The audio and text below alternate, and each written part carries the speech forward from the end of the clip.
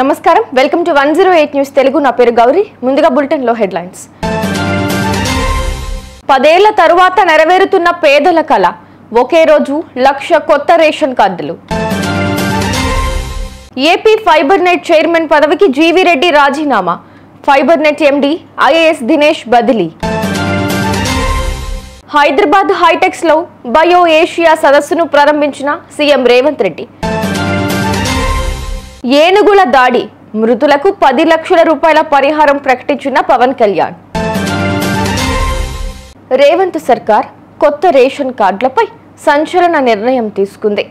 ఒకే రోజు లక్ష కొత్త రేషన్ కార్డులు ఇవ్వనుంది. హైదరాబాద్, మహబూబ్ నగర్, ఉమ్మడి రంగారెడ్డి జిల్లాల్లో మార్చి 1న కొత్త రేషన్ కార్డులు పంపిణీ చేయనున్నట్లు ప్రభుత్వం ప్రకటించింది.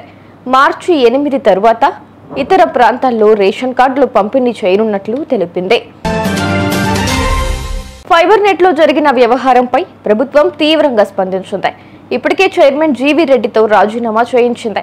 ఇక ఎండి దినేష్ కుమార్ ను బదిలీ చేసి అదనపు బాధ్యతల నుంచి తప్పించారు.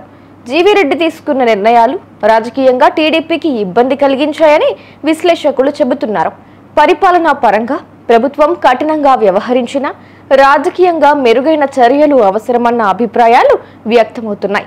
ఆయన రాజీనామాను ముఖ్యమంత్రి చంద్రబాబు ఆమోదించారు. వెంటనే ఫైబర్ నెట్ ఎండి ఐఏఎస్ అధికారి దినేష్ కుమార్ ను బదిలీ చేస్తూ ప్రభుత్వ ప్రధాన కార్యదర్శి కె విజయానంద్ ఉత్తర్వులు జారీ చేశారు. హైదరాబాద్ లో బయో ఏషియా సదస్సును సీఎం రేవంత్ రెడ్డి ప్రారంభించారు. ఈ సందర్భంగా ప్రొఫెసర్ పాట్రిక్ సన్ కు జీనోమ్ వ్యాలీ ఎక్సలెన్స్ అవార్డును అందజేశారు. నానో టెక్నాలజీ సాయంతో వైద్య రంగంలో సరికొత్త విధానాలకు ఆస్కారం ఉందని ఆమె అన్నారు. పరిశోధనా రంగం కొత్త పుంతలు తొక్కుతోందని, జీనోమ్ థెరపీతో అనేక వ్యాధులకు చికిత్స సులభమవుతుందని చెప్పారు. 2 రోజుల పాటు ఈ సదస్సు జరగనుంది.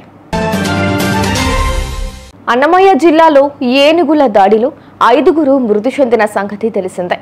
ఈ ఘటనలో మృతుల కుటుంబాలకు డిప్యూటీ సీఎం పవన్ కళ్యాణ్ పరిహారం ప్రకటించారు. మృతుల కుటుంబాలకు 10 లక్షల రూపాయల చొప్పున ఎక్స్గ్రేషియా ప్రకటించారు. క్షతగాత్రుల కుటుంబాలకు 5 లక్షల రూపాయలు ఇస్తామని వెల్లడించారు. క్షతగాత్రులను మెరుగైన వైద్యం అందించాలని అధికారులకు సూచించారు. చూసారుగా, ఇవి ఇవాల్టి బులెటిన్ అప్డేట్స్. మరో బులెటిన్తో మళ్ళీ మీ ముందుకు వస్తాను. అంతవరకు కీప్ వాచింగ్ 108 న్యూస్ తెలుగు.